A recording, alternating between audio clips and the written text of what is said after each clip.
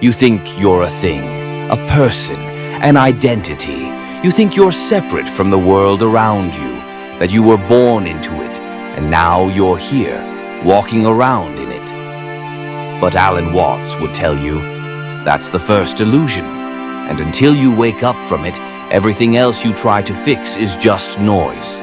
You weren't dropped into this world, you grew out of it, like a wave rises from the ocean and returns. And yet you've been taught your whole life that you're a self, a separate me inside a skin bag, piloting a body, navigating a hostile outside world. But Watts would ask, where is this self you keep talking about? Is it your name, your job, your thoughts, your memories? Try to find it, try to grab it, and like smoke it slips through your fingers. The self is an idea, a story, a loop you keep replaying in your head so you don't feel lost. And here's the kicker. It's useful, but it's not real. You don't have a self. You're happening. You're not the player. You're the game. But here's where the Western mind panics. Because we're trained to believe that if we're not someone, then we're nothing. But Watts flips the whole script. He says, if you let go of being someone, you don't become nothing. You become everything. You become the sound of the wind outside your window. You become the sunlight on your face.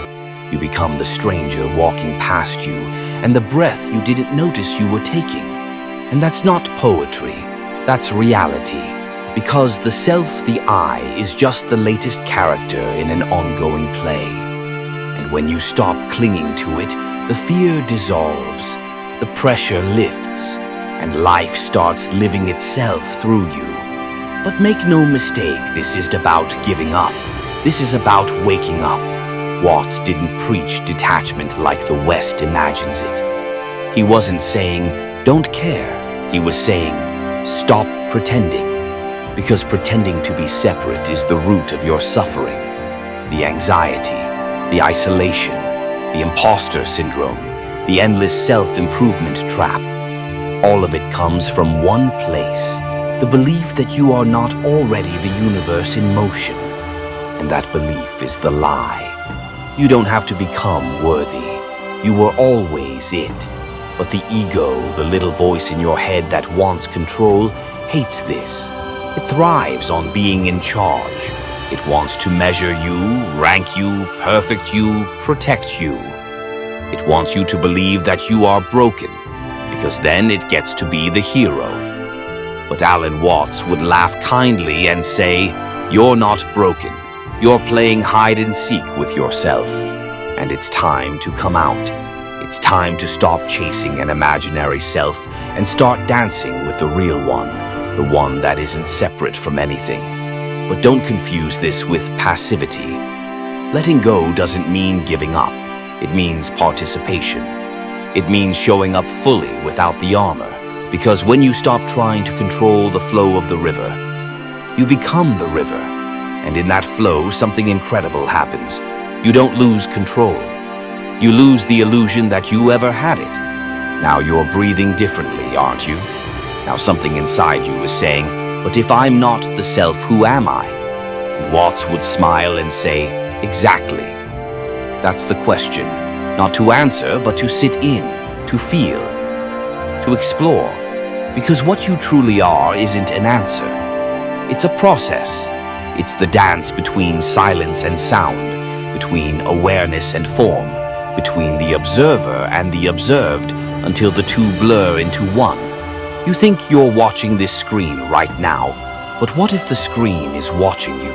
What if your mind and the universe aren't separate systems, but two sides of the same wave? Watts didn't want you to destroy your ego.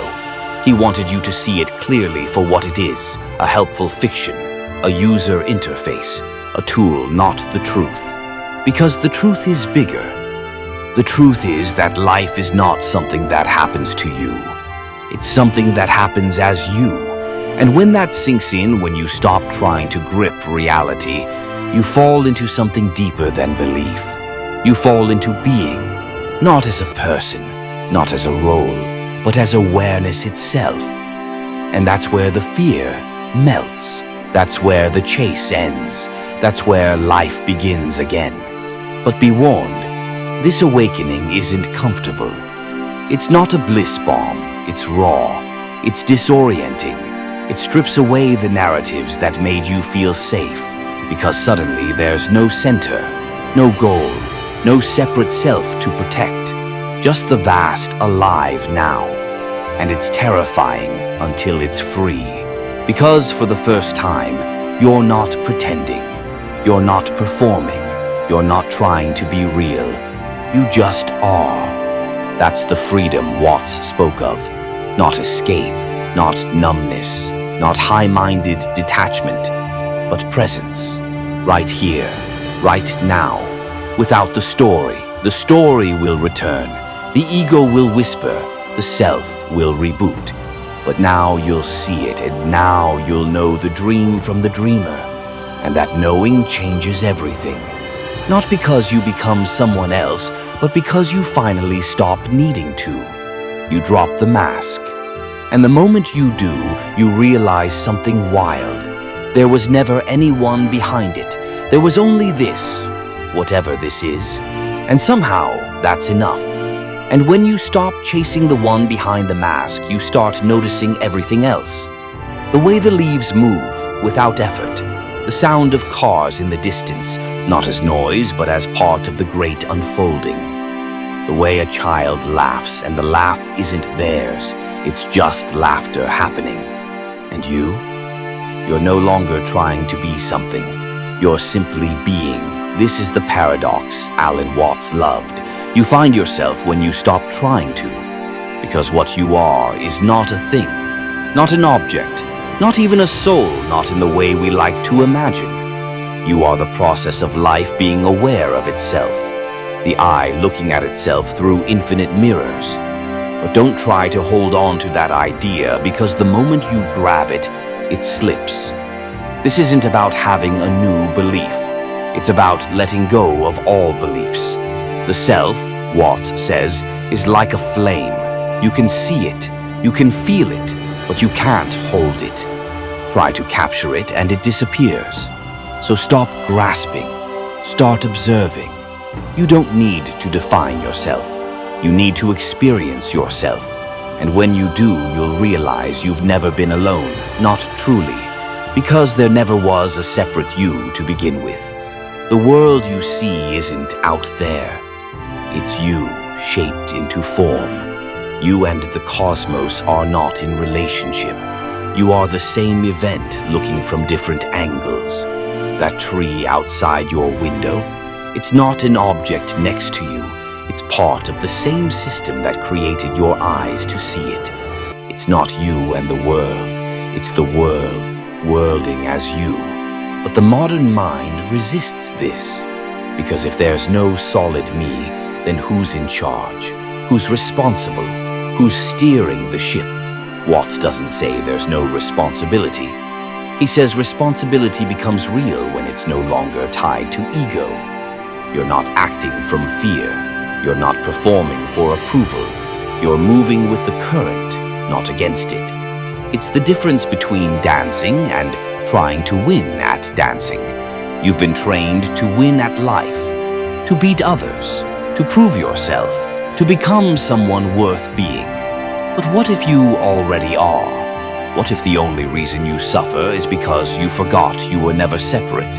Watts used to say, trying to define yourself is like trying to bite your own teeth.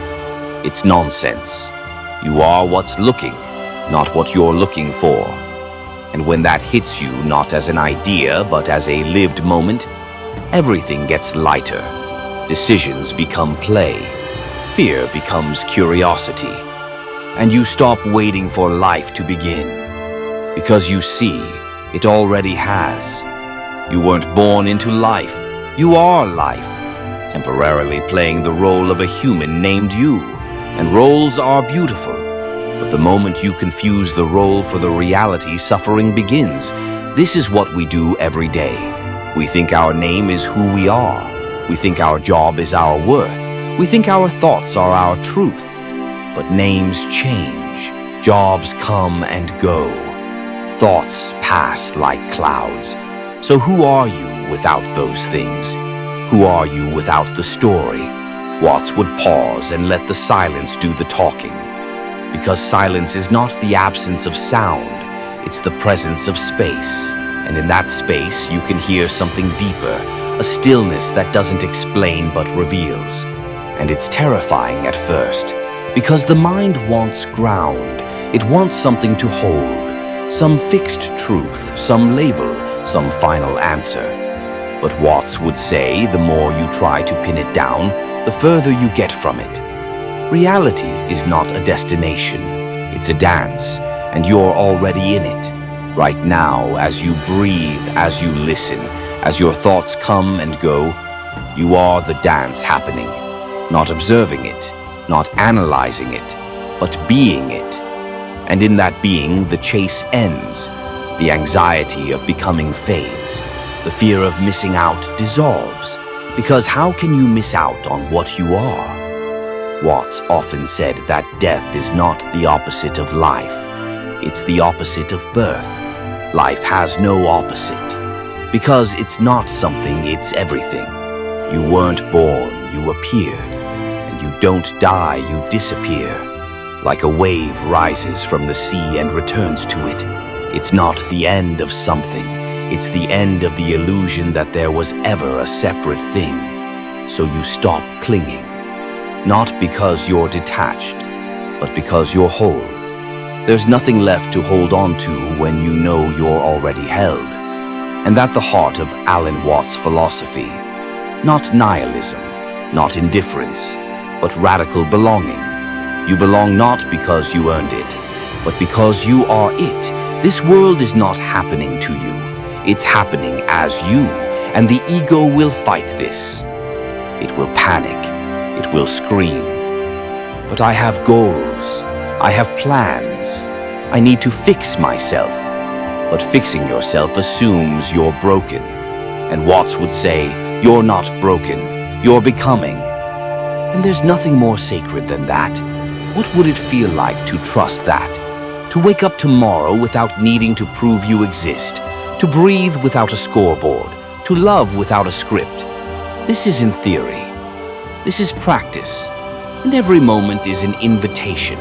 Even now, right now, as you sit wherever you are, watching a screen, thinking thoughts, being you, the invitation is still there. Let go. Let go of trying to be. Just be. Let go of the performance. Let go of the script. Let go of the watcher watching the watcher. Because behind all of it, there's just this. Not a meaning, not a lesson, not a destination. Just this alive, aware, unfolding. And in that unfolding, you find peace. Not the peace of having everything figured out, but the peace of no longer needing to. The peace of knowing that even the chaos has rhythm. Even the questions are part of the answer. Even the fear is part of the flow. And in that flow, you're free. Not because you gained control, but because you finally let go of needing it. And now, you can finally begin to live. Not as an idea, not as a goal, but as this moment just as it is. And once you begin to live like that without needing to define yourself, you begin to see the magic that's been hiding in plain sight. A breath becomes sacred. A moment becomes enough. And even your suffering becomes part of the rhythm, not a failure of it. This is not escapism. This is embodiment. Watts didn't teach us how to run from pain. He taught us how to witness it fully, presently, without becoming it. Because pain is part of the play. Joy too. Confusion. Awe. Loss. All of it. The ego wants certainty. It wants life to make sense. But reality doesn't owe you clarity. It offers you presence. And the moment you accept that everything gets quieter, not because life gets easier, but because you stop resisting what is. That's the peace Alan Watts spoke of. Not the peace of still water, but the peace of flowing with the current, even when it's wild. Because you are not outside this universe, watching it go by. You are inside it. You are it. The stars that formed your body, the atoms that built your brain, the time that shaped your memories. You don't just live in the universe. You are the universe, in motion. And when you wake up to that, you stop being a passenger. You stop being a victim of time or fate or even thought.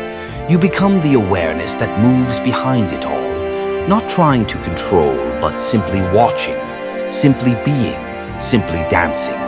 Watts believed the ego is a tool, not an enemy.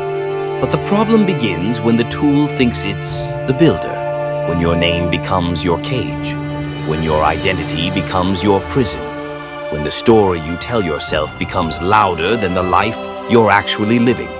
So drop the story. Not forever, not violently, but gently.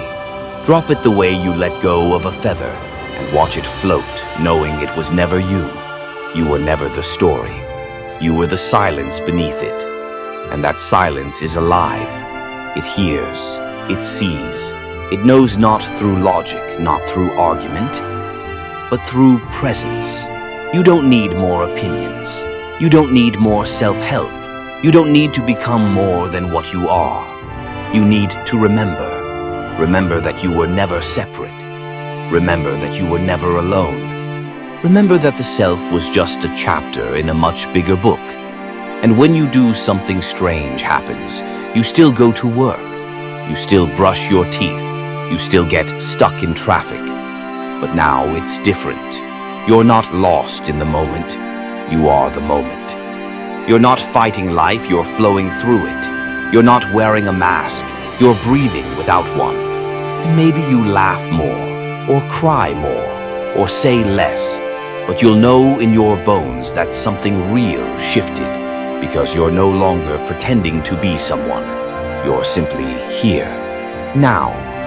As this, Watts used to say that life is like music. It's not about getting to the end. It's about playing all the way through. You don't listen to a symphony just to hear the last note. You listen to feel the rise, the fall, the pause, the tension, the release. And your life is that symphony. Stop trying to skip to the end. Stop treating this like a problem to be solved. You are not a project. You are not broken.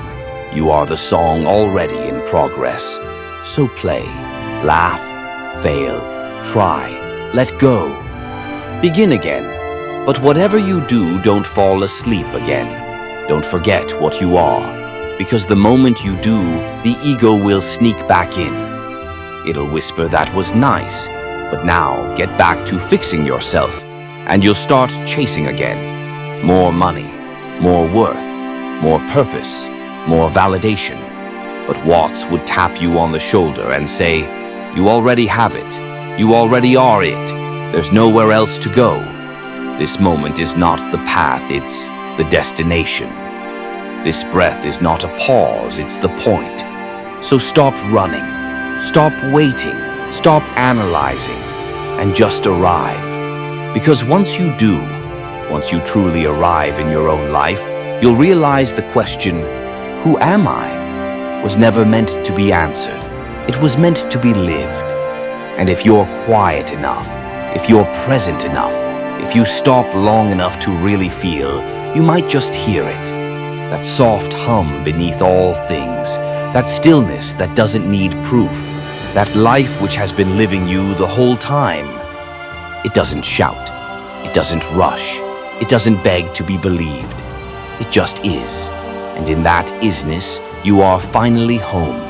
No striving, no pretending, no mask, no fear, just being. And that is enough. This is PhiloNest.